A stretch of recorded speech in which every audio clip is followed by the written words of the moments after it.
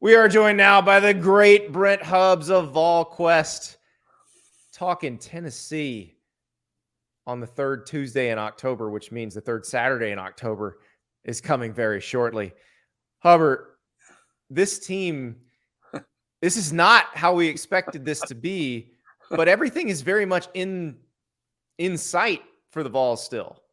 Yeah. I mean, college football's crazy. Every time you think you have something figured out, Andy, you realize you don't have anything figured out. And I think last week's win over Texas A&M for Tennessee was significant, not because Josh Heupel had to have the win. It was significant because obviously it keeps everything on the table in front of them. But at some point, Andy, you had to win a game where you didn't score 40 points and win in a shootout, right? I mean, that's the first time Josh Heupel's ever won a game as a head coach where he didn't score 30 points. And I think you gotta learn how to win that type of game when all you know is 35, 45 points and 500 yards of offense. How do you manage a game and get to a win? They played field position perfectly, used the kicking game, and kind of nursed it home, if you will. And maybe they're going to have to do that, several more times down the stretch if this team is going to try to keep on the table what they talked about in their preseason goal, which was a chance to win the Eastern Division. Well, and I don't know that we've seen this with any Josh Heupel team, whether at UCF or at Tennessee, where that was a game they won at the line of scrimmage purely. The offensive line played great. They averaged 5 yards a carry. The defensive line was incredible. They were in Max Johnson's lap pretty much every play. Is that maybe the identity of this team? Well, I don't think you win throwing for 100 yards a game, but yes, the identity of this team, if they're going to win, is going to be to win in the line of scrimmage. They beat South Carolina in the line of scrimmage, and obviously they beat Texas A&M at the line of scrimmage. Now, can they go on the road and play better on the road? Obviously, they did not play very well at Florida on the road. They had 10 offensive penalties, many of those pre-snap penalties. That was without Cooper Mays at center. They've certainly been better with him at the center position in the run game since he returned, starting with that South Carolina game. But yeah, if Tennessee's going to win games, they're going to have to win it at the line of scrimmage because this is no wide receiver on this team is going for 5 touchdowns in a game. And I don't think Joe Milton's throwing for 400 yards in a game. They're going to have to run the football effectively if they're going to have a chance to be where they want to be the back half of this season. I'm glad you brought up Cooper Mays because I'm wondering, is he the most important player on this team? Because it certainly feels like they are a different group than the one that went to Gainesville. Yeah, I joked in the preseason to put him in bubble wrap. Now, I didn't know he was going to have a triple hernia and a procedure of that kind of, but you just could not get him hurt in something in the preseason. He's got to, can't have an ankle injury. He's got to stay healthy. They're clearly different for 2 reasons, Andy. One, he's experienced. He understands this offense, plays fast, communicates really well. 2, it's because what they don't have behind him. And this is not a knock on Ollie Lane. I've actually known Ollie Lane since he was a teenager. Ollie Lane never played center in high school, much less at the college level. His first road start was in Gainesville, Florida. That's not where you want to start your first career game as a center on the road in the SEC. And it showed. And he did the best he could do for Tennessee. It was good enough against Virginia. It was good enough against Austin Peay and UT San Antonio, but it was not good enough against Florida. And there's definitely a difference when Cooper Mays is on the field because of the communication and the pace that they play at. And this run game is so unique to me, Andy. I'm not a X's and O's guy. I can't break it all down, but it's fascinating to me just the creases they can create with the spread stuff that they get by emptying that box out and creating those double teams. And Cooper Mays plays the double teams very well with both Javante Spraggins and Ollie Lane at right guard and left guard, respectively. Yeah, and it is amazing because they have to figure that out, especially with defenses disguising how many people they're going to have in the box because they know that Tennessee's counting the box to figure out if they're going to run or throw. It takes somebody who processes really quickly up front, and Cooper Mays really does know this offense. I remember talking to him last year, and you can tell that everything is just kind of second nature to him. Yeah, it's really fascinating how good he's gotten at it. And, he's a huge catalyst, and it shows. I mean, you look at what they did without him and what they're doing with him in the run game is obviously vastly different. And so much of it is reading, and so much of it is sight adjustments, identifying the, who the mic is, and where somebody may be coming from, or what the actual look really is. The other thing that's happened with this run game too, now that they're getting a little chemistry and a little bit more in sync, the running backs, Jaylen Wright in particular, has developed great patience with this run game, and you've got to be patient with it because you've got to time it up right, to not overrun the double team block. You can't get to the linebacker level before the offensive lineman gets there. And at the same time, too, you got to be able to explode when it's time to go. And Jaylen Wright is just playing really phenomenal football right now at the running back position. And 52% of his yards have come after contact, which is a crazy number. Now, that contact's not coming from defensive linemen. What I'm saying is he's doing things to safeties and he's doing things to linebackers, and Tennessee is reaping the benefits of it big time. Oh, definitely. I mean, I think about the South Carolina game and the Texas A&M game. It felt very similar where they blow a hole open. He's running free for about 3-4 yards. And then that first dude has no chance because he's either getting shook out or he's getting crushed. Yeah, no doubt. And one of the interesting things about Wright is his best friend on the team a year ago was Jalen Hyatt. And Hyatt kind of went through a deal where he wasn't dialed into football, and he learned from Velus Jones, who challenged him as Velus was leaving to go to the Bears and said, "Hey, you can be a high draft pick if you'll put the work in the offseason." And Jalen Hyatt took that, ran with it, became the Biletnikoff Award winner, and is playing on Sundays for the Giants.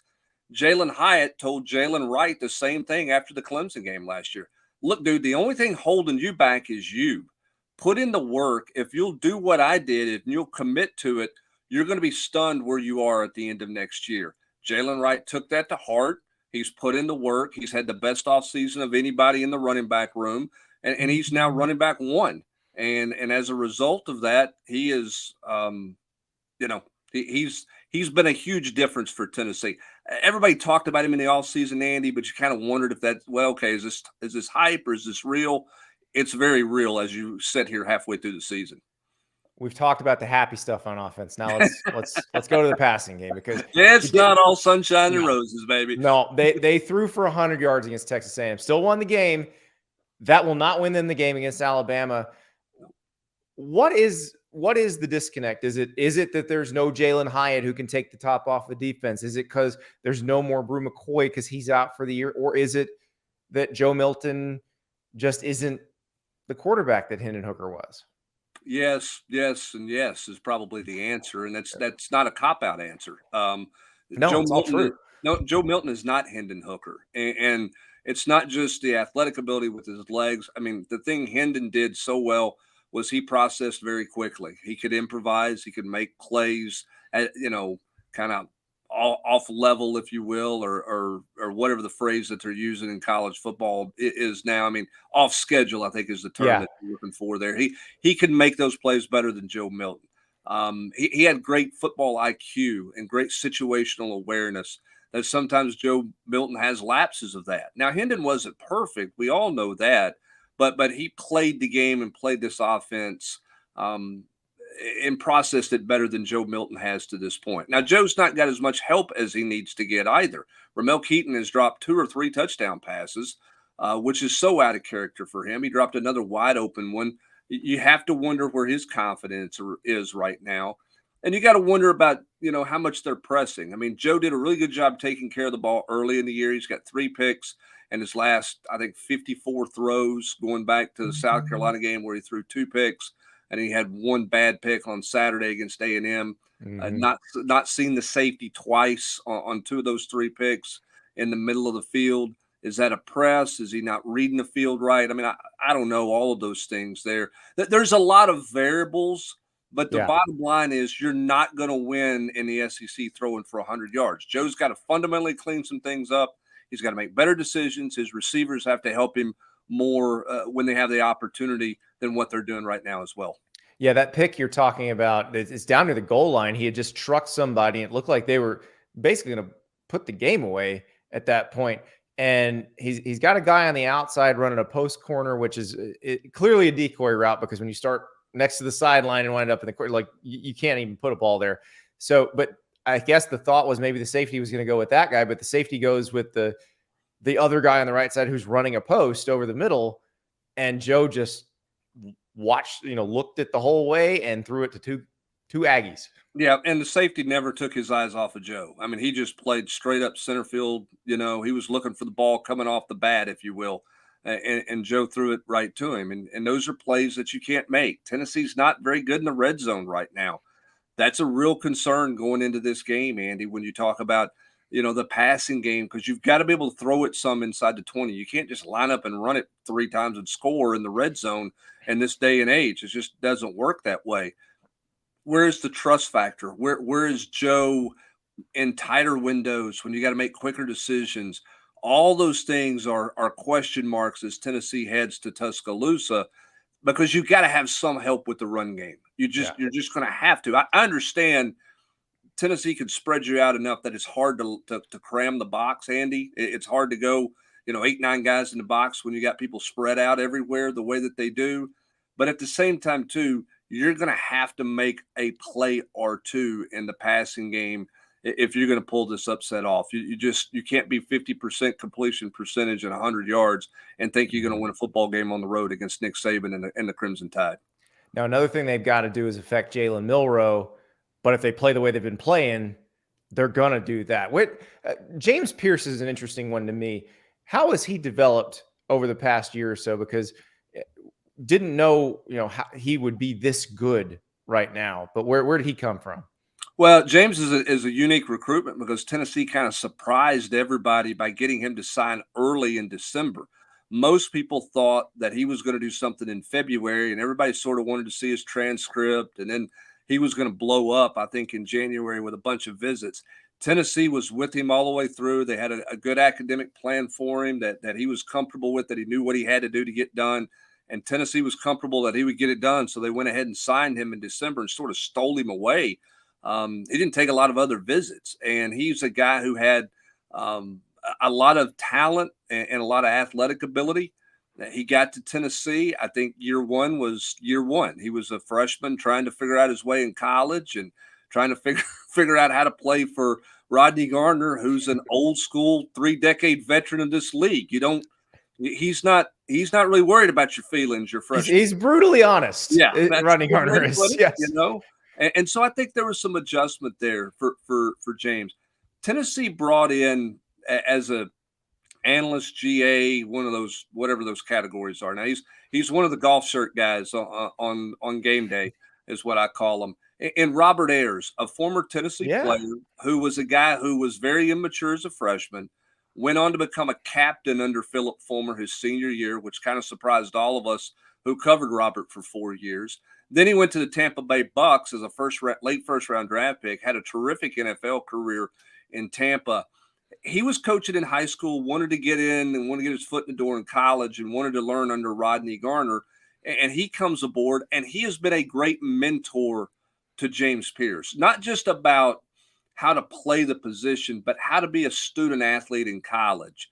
And James Pierce is a guy that everything started clicking for him this offseason. He and Robert Ayers got close, and he started to understand sort of the way Rodney Garner did things.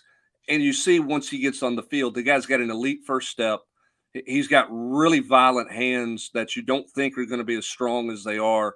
His inside swim move has become a really good move when those tackles start to set hard on that outside foot. He can really work you inside. They do a nice job with him in some twists and stunts. He's also, the last 2 games, gone up against a freshman on the outside. Yeah. And guess what? Alabama's got a talented one, but the Proctor kid's a freshman out there. And so that'll be an intriguing matchup for Tennessee. Yeah, it's interesting because Jaylen Milroe is one of the rare quarterback where the short and intermediate stuff is sort of hit or miss, but the deep ball is fantastic. Pretty much the only way to keep him from hitting one on you is hit him first. Yes, and Tennessee's got to continue to get there. And, they hit Max Johnson on half of his throws, if not a little more than half of his throws on Saturday, and made life hard for him. It's not just Pierce. Tyler Barron is another guy who's in his final year, what we call a contract year. He's starting to put it all together because he realizes where he's at in the clock.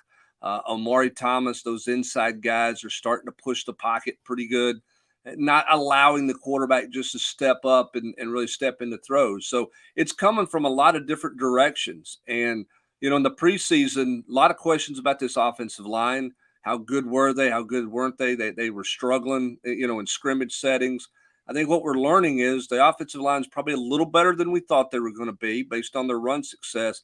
And the defensive line's a lot better than we thought. And they were part of the reason why the offense was having some struggle in scrimmages in the preseason. This is a veteran group of defensive linemen who are hungry as can be right now. And Rodney Garner's got them playing at a high level, but they'll be a big time challenge for them. I know Alabama's given up some sacks, but it's different at home. Mm-hmm. Everything's different when you play on the road, and Tennessee's defensive front is going to have to bring it like they brought it the last 2 weeks. Well, it's going to be a fun game. Both quarterbacks probably going to get hit a little bit. So I can't wait. And we'll see you in Tuscaloosa, Brent. Yeah, it should be fun. The hidden yards, kicking game. This is a strange deal because last year it was about who had the ball last, right? That was the whole point of that game. This game has a little bit of an old school feel for the older fan base who really appreciates the third Saturday in October. Kicking the football on 4th and 1 at midfield might be a right decision, whereas a year ago, 4th and 3 at midfield, you were going for it. Going to be a very different type game for coaches to manage on Saturday. Should be fun. Yeah, Nick Saban probably very comfortable in that type of game. Josh Heupel, he's a little bit new to it, but he just won one of them last weekend. Yeah, so. he's a lot new to it, but he figured out how to get one last week, and we'll see. I mean, you got to coach this game a little different, I think.